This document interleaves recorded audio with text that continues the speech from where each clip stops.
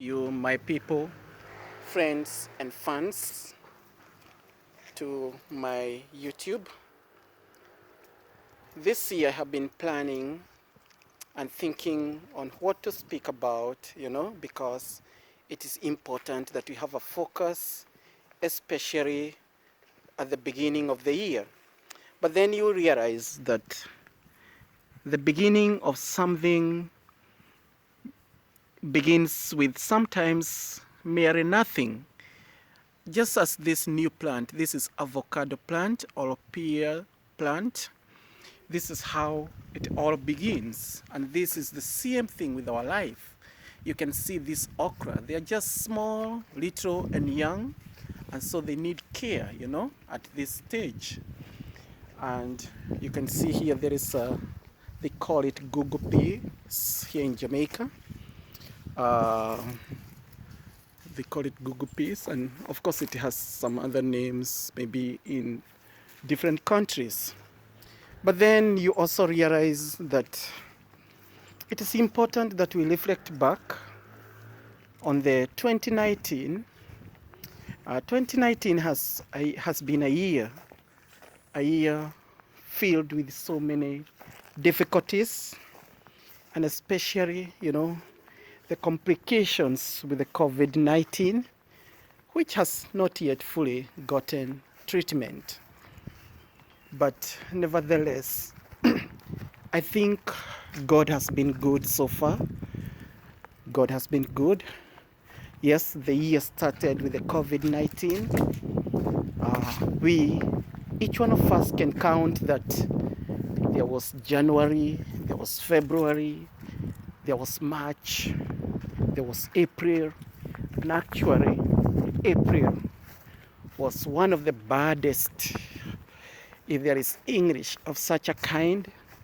It was the worst month for me because I was ill, I was sick, and I did not, give up. I was sick, but I still went along with the life, and then other things did follow, things that did not please me at all, and they wouldn't have pleased any human being because they were inhuman. And yet I continued to serve God and, to enjoy life. June, July, August came, and I realized that we were in Christmas time. In March, going back to March, I lost my grandmother.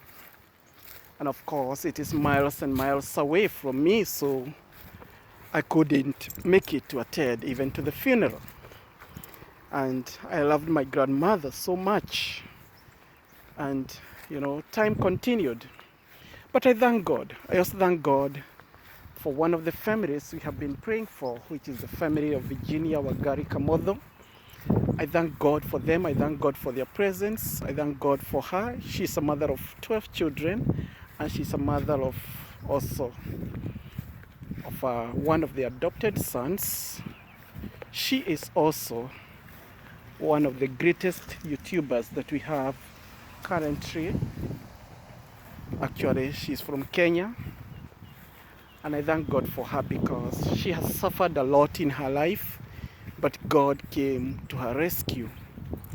I also thank God for everyone, that helped me to overcome, so many struggles that I was going through. So, as we focus on this new year, we still have COVID around us. And it seems that this COVID gonna continue, So it's something that we're gonna live with. And so we just need to be somehow diplomatic on how we keep our hygiene, our hygiene, our cleanliness. We need to observe that as we take care for our elderly, our senior citizen, and the children, because this thing is going to affect, a lot of people.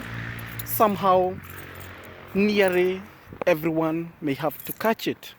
But let us observe the hygiene because that is important. The cleanliness, we say it's second to godliness. And also, let us not forget that, we cannot manage these things on our own. We need God in our midst if we want to survive well. So we need also to consider our spiritual life. Let us deepen our closeness, with God, because I think that matters a lot, for those who believe in God and even for those who do not believe in God. Yeah, all of us have an opportunity to get united, to get connected, to have a bond with that supernatural being. Yes, we do not see it, we don't see him, but we believe, in great and deep faith that there is someone, there's a spiritual being that looks at us, that cares for our needs, especially when no one else cares about us, Yes, our parents can be there, our friends might be there, but they too derive their energies, their powers, their authority from a spiritual being who is God. And so, I encourage people of all denominations, of all religions, to somehow have a connection with that spiritual being, to communicate with him, to have a dialogue with him, because this will help us, to get a bond to each other, because our bond with each other makes the journey here on earth easier, because there are some realities that we ought to go to face. We cannot get away from sicknesses. We are going to get sickness. We are going to get sick, to an extent, we are also going to get old for most of us, or maybe for a few of us might reach, maybe over 70, if it is God's will. And then there is old age, Yeah, I mean that old age that I just mentioned. There is sickness and there is death. Death actually equalizes each one of us. And we have witnessed that. And if you have not witnessed, think about it.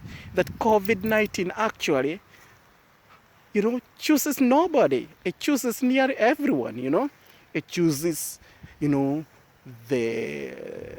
biggest of people, the big heads, as we say in Jamaica. It can take presidents, it can take kings, within a second. It can also take pastors, it can take priests, it can take, people in all the authorities, And so death equalizes us. And so what we need to do most is to be humble. Be humble with God. This is my message this year.